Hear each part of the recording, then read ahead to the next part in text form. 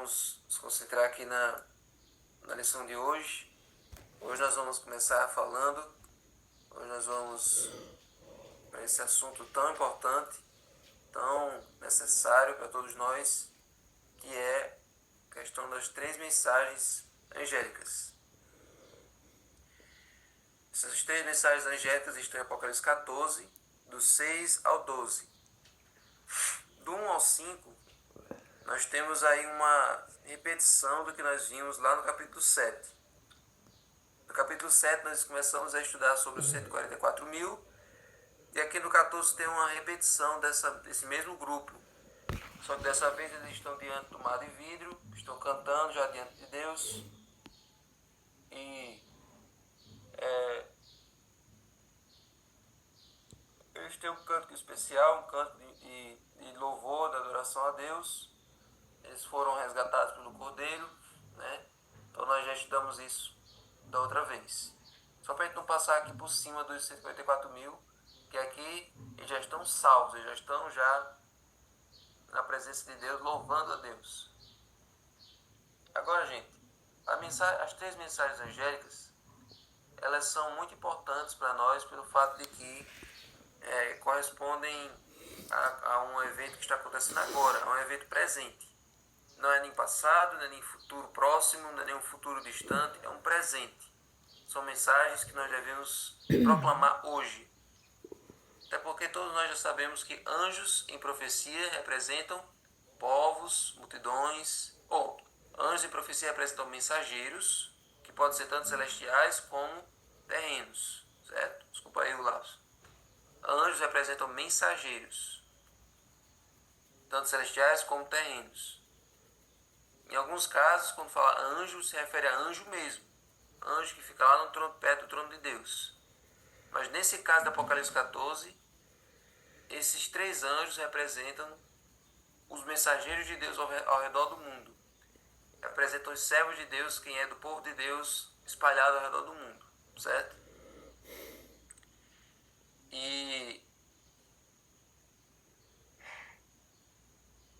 essas 3 mensagens são mensagens mundiais. São mensagens que vão ser proclamadas no planeta inteiro. É por isso que esses 3 anjos estão indo ao redor do mundo. Eles não estão caminhando, eles não estão planando, eles estão voando em alta velocidade.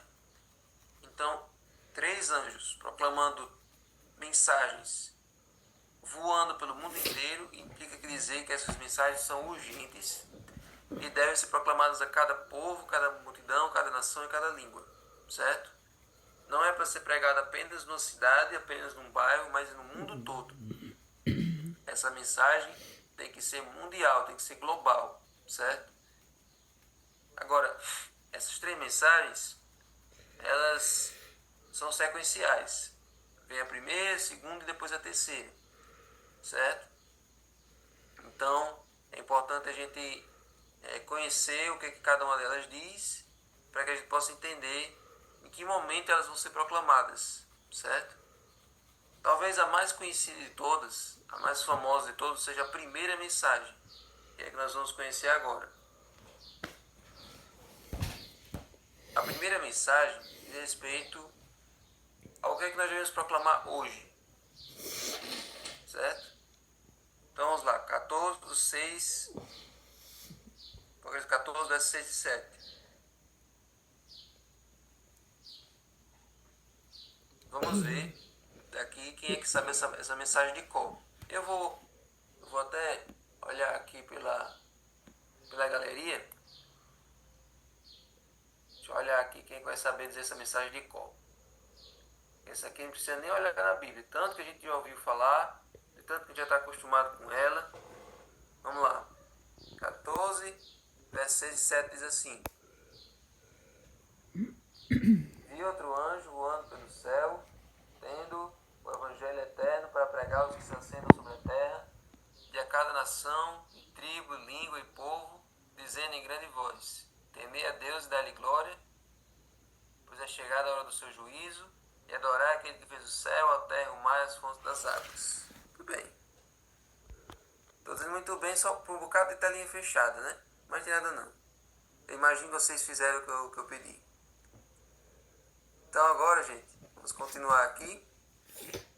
Essa mensagem é a mensagem mais conhecida, a mensagem mais repetida, a mensagem mais famosa. E aí tem uma verdade muito importante, tem uma mensagem bastante interessante. Aí diz o seguinte, aí fala de um evangelho eterno, certo? Esse primeiro anjo está falando de um evangelho eterno e ao mesmo tempo de uma verdade presente, certo? Esse evangelho eterno, gente, implica dizer que é a mesma mensagem o tempo todo. É a mesma mensagem que é proclamada desde o começo da Bíblia até hoje, é a mesma mensagem, certo? É a mesma mensagem que Deus revelou para Adão e Eva, depois do pecado, para Noé, para conscientizar o pessoal do dilúvio, em toda a Bíblia a mensagem é uma só. É a mensagem da salvação pela graça. É a mensagem da fé em Jesus, certo? O Evangelho eterno, que é pregado desde Adão até hoje, é o Evangelho da graça de Deus. É o Evangelho de que Jesus é o Cordeiro que foi morto desde a fundação do mundo e que somente Ele pode salvar. Somente Ele pode afastar pecados, somente Ele pode redimir o ser humano, certo? Essa é a mensagem que nós temos proclamado e que tem sido proclamada até hoje por todos os personagens da Bíblia, para o povo de Israel, para os gentios, para o mundo todo, certo? Essa mensagem é transformadora em qualquer época que ela for pregada, em qualquer país que ela for pregada, em qualquer situação que ela for anunciada, essa mensagem é a mais urgente, é a mais necessária, porque é que todo ser humano precisa. Antes de saber que Jesus vai voltar, antes de saber que o Espírito Santo vai ser derramado, antes de saber sobre o juízo, a primeira mensagem que nós pregamos é a mensagem da cruz. É a mensagem do Salvador que morreu e ressuscitou por elas. Então, essa é a mesma mensagem desde sempre. Por isso que todo mundo que foi salvo no Antigo e Novo Testamento foram salvos pela graça. Inclusive no estudo bíblico da salvação pela graça se pergunta assim, como é que as pessoas antes de Jesus eram salvas? Salvas pela graça. E depois de Jesus, como é que as pessoas foram salvas? Salvas pela graça. A diferença é que antes a salvação era pensando no que ia acontecer no futuro. Era um cheque pré-datado, era uma salvação antecipada com base no que Deus iria fazer no futuro. E hoje nós somos salvos com base no que Jesus já fez por nós no passado, ao morrer na cruz. Certo? Essa é a mensagem. Essa é a primeira mensagem, a mensagem do Evangelho eterno. Certo? Agora,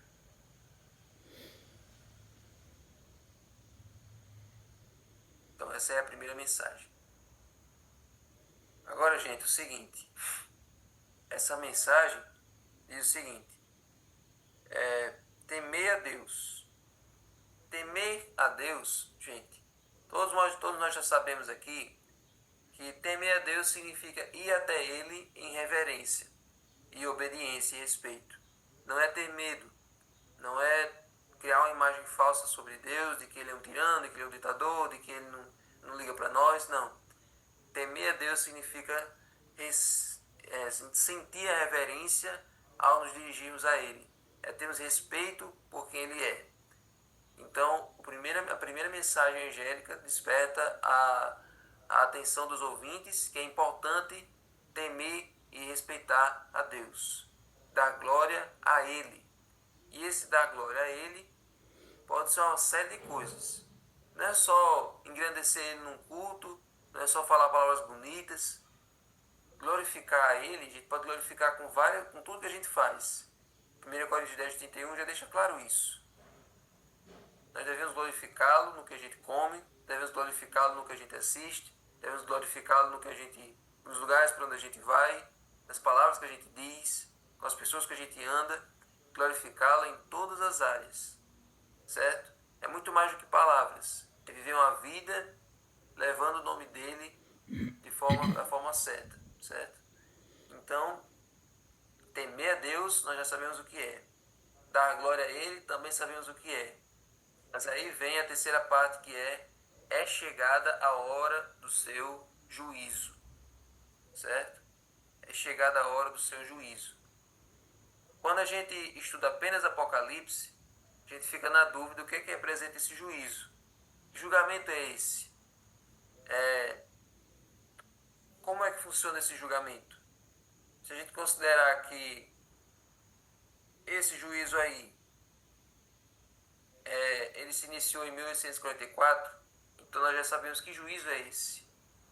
Em 1844 começou o grande dia da expiação para o mundo todo. Só lembrando, no tempo do santuário, o dia da expiação era um dia só no mês, um dia só no ano. Todos os pecados ficavam armazenados ali durante o ano e nesse dia eles eram purificados. E depois de 1844 está rolando esse grande dia de expiação ininterruptamente até Jesus voltar. Por quê?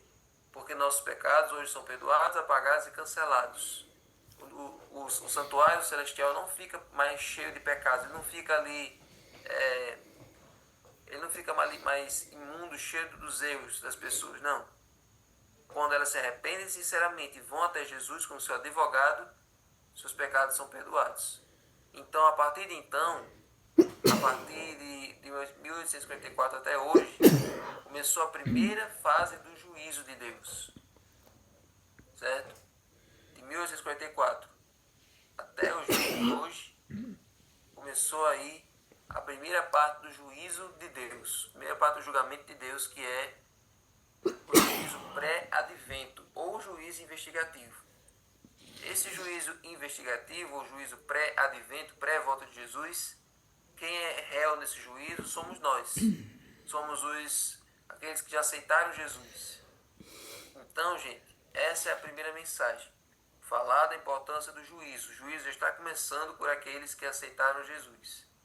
A questão é, quando a gente fala assim, geralmente a gente pensa o seguinte: falar de juízo é uma coisa muito pesada, as pessoas não vão gostar, juízo é sempre uma coisa negativa, certo? Se você tem essa ideia de que o juízo de Deus, ele é algo, como é que se diz, assustador, é algo que a gente deve ter medo o tempo todo. Mas, gente, o juízo de Deus, se tem uma coisa que a gente aprende na Bíblia e ao longo desses estudos da profecia, é que o juízo de Deus é para o nosso bem. Sabia disso? O juízo de Deus é em nosso benefício, é em nosso favor.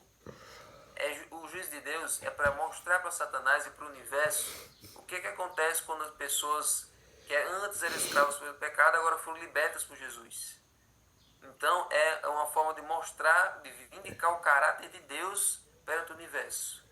Aquilo que Satanás acusou de que Deus era, aquilo que Satanás tentou dizer para o universo inteiro que Jesus era, agora, através do caráter dos seus filhos, o caráter dele é vindicado. O caráter dele é justificado perante o universo inteiro. Ao mostrar para o universo os troféus da salvação, que somos nós, pessoas que se entregam a ele todos os dias, pessoas que vencem os vícios, pessoas que vencem os pecados diariamente, ao mostrar isso perante o universo no juízo investigativo, então todas as criaturas do universo vão tendo cada vez mais certeza de que o mal é mal e de que o bom é bom, de que Satanás não presta e que Deus merece toda adoração, certo? Então o juízo não é na intenção de castigar os filhos de Deus. O juízo final não é um ato sádico de um Deus que quer mostrar o quanto nós somos pecadores, o quanto nós merecemos o fogo. Não. Deus fez o céu para nós. O fogo ele fez para Satanás. Então o juízo investigativo é em benefício do ser humano. Até porque não é todo mundo que tem o pai como juiz, o juiz é seu pai e o advogado é aquele que morreu por você. Certo? Nós estamos cercados de amigos no tribunal. Amém. O juiz desse tribunal é o nosso pai, é aquele que deu a vida, aquele que criou você. Amém. E o seu advogado é aquele que morreu por você. Então está resolvida a situação. Amém. Não tem para que ter medo do juiz de Deus. Amém. Certo? O juiz de Deus, ele está claro diante de nós. E o que acontece quando você aparece cheio de pecados nesse juízo? Acontece o que está lá em Zacarias. Lá em Zacarias, Zacarias tem uma visão lá de que tem o sumo sacerdote Josué diante de Deus, né? E à direita dele está o acusador, né? O acusador está ali para fazer ele desmoronar, fazer ele perder a fé, né? Olha aqui, Zacarias 3 diz o seguinte: Deus lhe mostrou o sumo sacerdote Josué, que estava diante do anjo do Senhor com A maiúsculo, nós sabemos que é Jesus, e mostrou também Satanás, que estava à direita de Josué, para o acusar. Mas o Senhor disse a Satanás: que o Senhor te repreenda, Satanás. Sim, que o Senhor que escolheu Jerusalém te repreenda. Não é este o tição tirado do fogo? Então, aí está um grande conflito. De um lado, Satanás acusando Josué, esse homem chamado Josué, que não é o Josué original. Do outro lado está Jesus, e aí eles estão numa disputa, eles estão numa guerra pela vida de Josué. E aí Jesus diz que ele é um tição tirado do fogo. É alguém que estava lá na brasa e foi tirado dali. E que Deus repreendesse Satanás porque aquela pessoa tinha chegado a Cristo em busca de salvação. E aí o que é que Jesus faz com aquele que vai até ele? Verso 4 em diante, Jesus manda que tire as vestes sujas que Josué tinha e coloque nele vestes limpas. É isso que Jesus faz com toda pessoa que chega até ele, pedindo seus serviços como advogado. Ele tira as vestes sujas, coloca vestes limpas. Amém. Ou melhor, ele coloca sobre você o manto limpo dele de justiça, e Deus olha para você e não vê a sua sujeira. É assim que funciona o juízo pré-advento.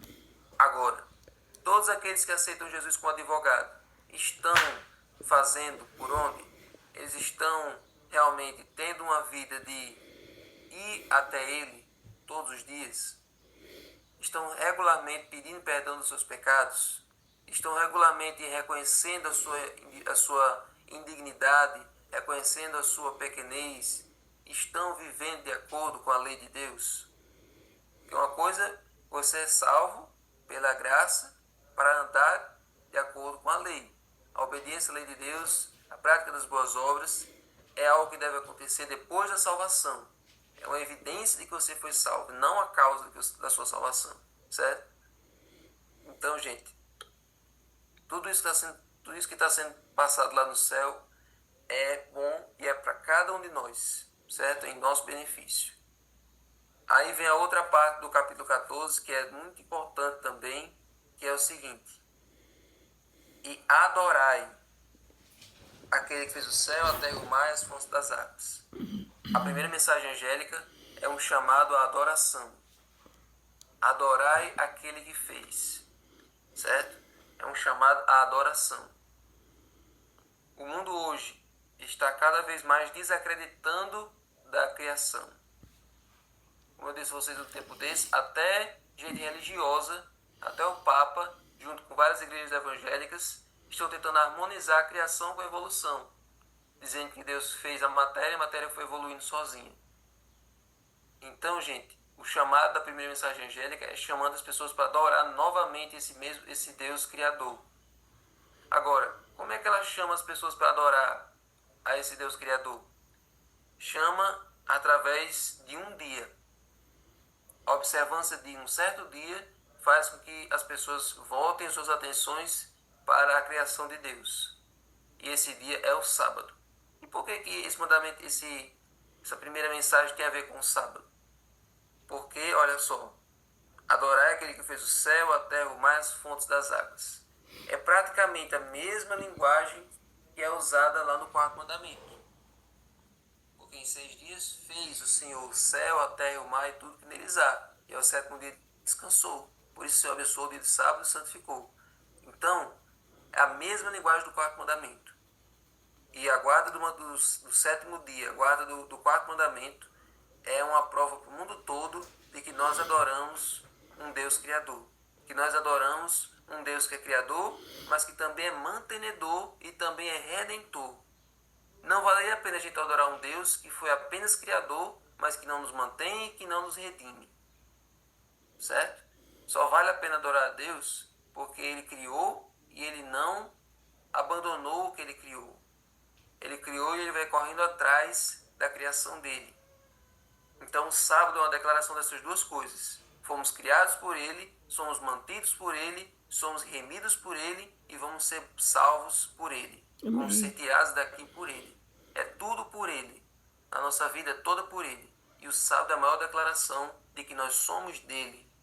Porque é um dia que paramos para declarar ao mundo todo que pode vir, que o trabalho não é mais importante do que ele, que a escola não é mais importante do que ele, que a faculdade não é mais importante do que ele, que a família, tudo que nós temos não é mais importante do que ele. Dedicamos 24 horas para as obras dele, para fazer o que ele faria se estivesse no nosso lugar. É a declaração da criação. Certo? Em um mundo onde as pessoas vivem no automático, vivem uma vida vazia, cada dia como se fosse o último, cada dia eles se entregam cada vez mais ao pecado porque eles não sabem se amanhã eles vão estar vivos. Nós temos a certeza de um futuro com esperança através das profecias que nós estudamos até hoje, e é por isso que cada sábado nós paramos com tranquilidade, com certeza no coração de que Deus vai nos manter assim como Ele nos manteve durante toda a semana. Nessas 24 horas Ele vai estar conosco. Então, gente, essa é a primeira mensagem angélica. Quando é que nós proclamamos essa mensagem? Hoje. Essa é a mensagem que nós pregamos hoje. É a mensagem atual, é a mensagem que nós temos para proclamar para todas as pessoas que nós nos encontramos. Certo? Essa é a primeira mensagem. Atual. Agora, gente, seguindo aqui, certo? A segunda mensagem está em Apocalipse 14, verso 8. Certo? Apocalipse 14, 8, temos a segunda mensagem. 14, 8 diz assim: seguiu-se outro anjo segundo, dizendo: caiu, caiu a grande Babilônia, que tem dado a beber a todas as nações do vinho da fúria da sua prostituição. Esse vinho da fúria da sua prostituição, nós vamos entender melhor no capítulo 17. Ou seja, daqui a 3 dias, 4 dias, né, porque a segunda não vai ter nada. Daqui a 4 dias nós vamos estudar o capítulo 17 e nós vamos ver essa linguagem novamente aí do vinho da fúria e da prostituição, certo? Mas aí, gente, vamos entender uma coisa. Por que fala Babilônia aí? Por que usou essa linguagem da Babilônia? Na profecia, quando se usa em termos espirituais Babilônia ou Jerusalém, está falando de duas coisas bastante diferentes. A Babilônia, no tempo da Bíblia, começou na Torre de Babel, certo? Começou na Torre de Babel. Inclusive, o nome da Torre de Babel era chamado de Babilu, que significava Portal dos Deuses. A Torre de Babel foi feita com o objetivo não apenas de chegar até o céu, mas também de fazer com que os construtores ficassem famosos, né? Que o nome deles durasse para sempre. Foi feita com o objetivo de se protegerem de um possível dilúvio, ou seja, isso é uma demonstração de que eles não acreditavam em Deus, não confiavam em Deus. Deus tinha prometido que não ia ter dilúvio. E o terceiro motivo, que é o pior de todos, era para que aqueles, em cada andar da torre, eles adorassem um Deus diferente, um ídolo diferente. Então, a Torre de Babel é um símbolo da idolatria generalizada que estava rolando ali, mesmo após o dilúvio. Mesmo após Deus ter destruído o mundo com água, os descendentes ali dos filhos de Noé caíram na gandaia da idolatria. Então a Torre de Babel foi um símbolo da idolatria, foi um símbolo da apostasia. E ali eles se comunicavam com os deuses. Então por isso que a Torre de Babel é chamada de Babilu, que significa portal dos deuses. Só que Deus não deixou aquilo acontecer, não deixou aquilo continuar, e aí a Torre de Babel ficou parada no meio do caminho, e ali, ao invés de Babilu, passou a se chamar Babel ou Babilônia, que significa confusão. Certo? Então a Babilônia surgiu ao redor da Torre de Babel e significa confusão. Certo? Então, gente, duas cidades antigas. Jerusalém representa paz e Babilônia representa confusão. Quando você está no lugar onde ensina a verdade, você está no lugar de paz. Mas quando você está no lugar onde não ensina a verdade, você está na confusão. Então, Babilônia é o nome que a gente dá a toda a confusão religiosa que existe hoje em dia. Várias religiões, várias denominações, várias igrejas, todas elas ensinando a verdade misturada com a mentira, engodando as pessoas ali numa coisa que não faz de conta que não significa nada, certo? Então, a segunda mensagem, gente, é conscientizando de que essa confusão religiosa um dia vai cair, certo? Um dia essa confusão religiosa vai chegar ao seu fim, certo? Isso aí, gente, vai cair, essa queda de Babilônia vai encontrar seu cumprimento no abandono do cristianismo em geral, da pureza e da simplicidade do evangelho. Vai chegar um momento durante as pragas que, se bem que, só adiantando aqui, vamos falar das pragas amanhã ou então na terça-feira. Nós vamos entender que nas pragas já vai ter fechado a porta da graça, certo? E quando a porta da graça se fechar e cair as pragas, no meio das pragas, as pessoas que pertenceram à Babilônia elas vão se tocar de que elas estiveram sendo enganadas a vida toda. Nas igrejas onde elas faziam parte, nas religiões onde elas faziam parte, ali não falou nada disso. Não se mencionou na Bíblia, não se mencionou a verdade em hora nenhuma. Então elas vão perceber que foram ludibriadas esse tempo todo e vão abandonar a Babilônia, certo? Só que já é citado demais porque elas já estão perdidas, porque ali já não tem mais o Espírito Santo para convencer elas do pecado, então não tem mais salvação para elas.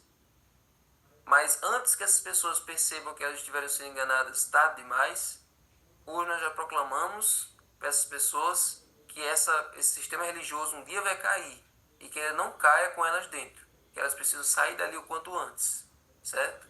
E aí isso já emenda com a terceira mensagem, que é a seguinte: seguiu-se a estes outro anjo, o terceiro, dizendo em grande voz: se alguém adora a besta e a sua imagem, e recebe a sua marca na fronte ou na mão, também esse beberá do vinho da cólera de Deus, preparado sem mistura do cálice da sua ira, e será atormentado com fogo e enxofre diante dos santos anjos na presença do Cordeiro. A fumaça do seu tormento sobe pelos séculos dos séculos, e não tem descanso algum, nem de dia nem de noite. Os adoradores da besta e da sua imagem, e quem quer que receba a marca do seu nome. Então é querendo dizer mais ou menos o seguinte: todos aqueles que receberem a marca da besta, todos aqueles que forem na onda da besta, que besta? As bestas que nós vimos ontem. A besta da terra, que representa os Estados Unidos, e a besta do mar, que representa o catolicismo. Então essas duas bestas vão se unir, fazer o decreto dominical, que vai ser a marca da besta, e quem for nessa onda vai infelizmente sofrer as 7 pragas e um dia vai receber a destruição final no lago de fogo. Então, gente, é uma mensagem de dois lados. As duas mensagens, a primeira mensagem é a mensagem que nós proclamamos agora. E a segunda e a terceira nós vamos proclamar mais para frente, certo? Mais adiante. Não agora, mas mais para frente. Certo? Agora, essa mensagem nos leva a entender que existe apenas dois caminhos, dois lados. Ou você escolhe Jerusalém, ou você escolhe Babilônia. Ou a verdade ou a mentira, luz ou trevas. Não tem como você ficar no meio do caminho, certo? O mundo todo precisa saber que só existem duas alternativas. Ninguém pode se abster do voto, votar em branco, votar em nulo nesse quesito. Nós só temos que escolher um dos dois candidatos. Só podemos escolher um dos dois senhores. Então, gente, ao contrário da marca da besta, temos que receber desde hoje o selo de Deus. O selo de Deus, ele é colocado sobre todos aqueles que decidem obedecer a lei de Deus. Quem se decide ser parte do povo de Deus, recebe o selo de Deus na fronte, ou seja, conscientemente, não é por conveniência. O selo de Deus é dado àqueles que conscientemente decidem se colocar do lado do rebanho de Deus, certo? Então, gente, essa é a mensagem. O selo de Deus carrega o nome dele, o cargo dele e o território que ele domina. Ele é o Criador de todo o universo. Quem guarda os sábados está reconhecendo que é criatura de Deus, certo? Então, essa é a importância do selo de Deus. Gente, tem um detalhe aqui importante. Existe uma palavra chamada ecumenismo, que é o quê? Junção das igrejas. Nunca leve isso como uma coisa positiva, certo? Tem gente que diz: ah, que lindo, eu sou para Cristo. Ah, que lindo, um evento onde todas as igrejas se juntam. É tão lindo ver a união dos filhos de Deus, as igrejas todas se unindo. Gente, ali é só basicamente um evento da Babilônia. Ali é só uma junção de todas as igrejas que fazem parte da Babilônia. Você não faz parte disso. Ali eles não estão buscando a palavra de Deus, ali eles não estão buscando as profecias, ali eles estão só enchendo a mente deles com uma besteira, uma coisa que não preenche. Então o ecumenismo, gente, é prejudicial, porque essas igrejas vão se unir depois para perseguir quem recebeu o selo de Deus. Então, gente, o convite de Deus hoje é: escolhei hoje a quem servis. Que você possa dizer assim como Josué: eu e minha casa serviremos ao Senhor. Amém. Eu quero proclamar essas mensagens hoje. Amém. Eu quero proclamar ao mundo inteiro a primeira mensagem angélica, que é a mensagem atual, é o Evangelho eterno. Mas também lá no futuro eu quero proclamar a segunda e a terceira. Que os meus parentes que estão em Babilônia saiam de lá o quanto antes. Que eles possam entender que eles estão no lugar onde não ensina a verdade. Agora, pelo amor de Deus, não chegue para o seu parente que é de uma igreja evangélica, não chegue para o seu parente que está numa igreja católica. Vamos começar de novo. Vamos começar de novo. Peraí.